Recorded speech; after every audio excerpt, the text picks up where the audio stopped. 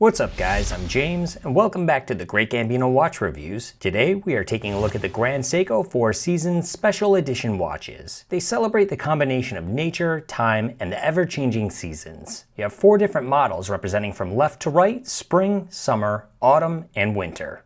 Real quick, I would like to give a special thanks to Feldmar Watch Company here in Los Angeles for letting me come in and check out these pieces. Feldmar has many different high-end luxury as well as affordable brands, and if you would like to check them out, I will have a link down below in the description. With that said, let's go ahead and take a closer look at the Four Seasons. Here we have the spring model, inspired by the blooming cherry blossom season. When these petals fall, they create a beautiful pink layer over bodies of water. The dial design is meant to mimic the blossoms as they swirl and float.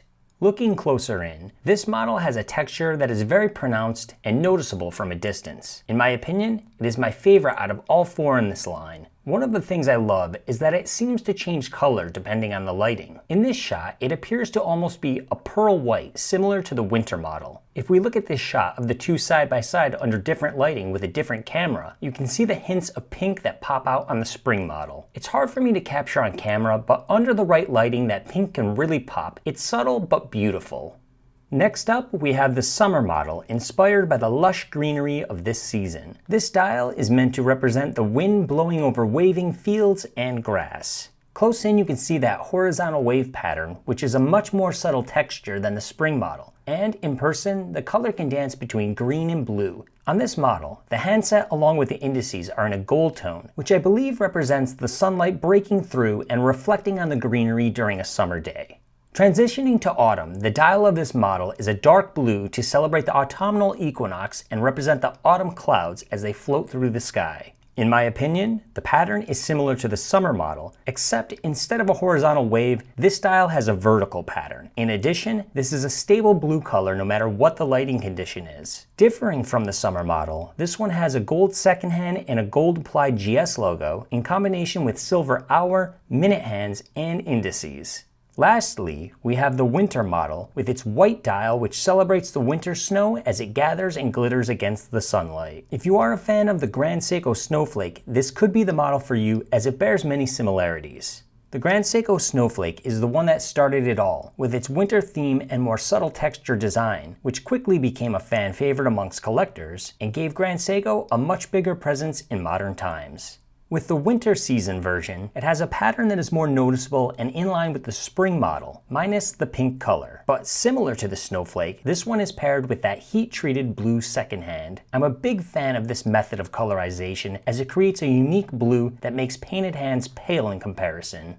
Also similar to the snowflake, both the winter and spring models are powered by the 9R65 spring drive movement, and their dials do show a power reserve. This is going to give both of these pieces that continuously smooth sweeping second hand.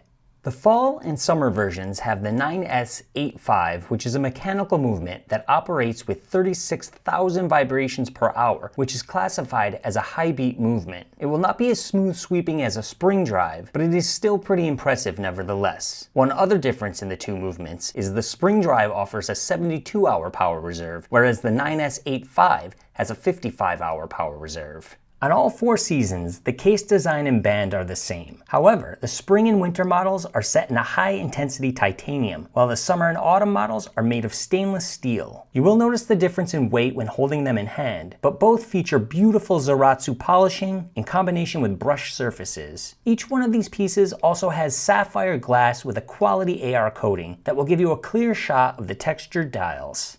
The bands on all 4 models are the same with the satin brushed and high polished surfaces. There is no taper, but one difference is that the stainless steel models have screw down pins, whereas the titanium versions are push pins. The clasp is branded with the Grand Seiko logo, and it has a double push button release. I have heard people complain about the aesthetics of these clasps, but I personally like them and think they are finished beautifully.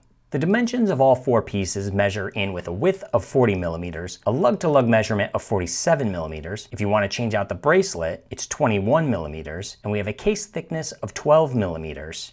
Alright, that is going to wrap up this review of the Grand Seiko Four Seasons. If you did enjoy this video, please make sure to subscribe and click the bell button, as I am trying to grow this channel. Again, a special thanks to Feldmar for letting me take a look at these pieces, and I will catch you all in the next video.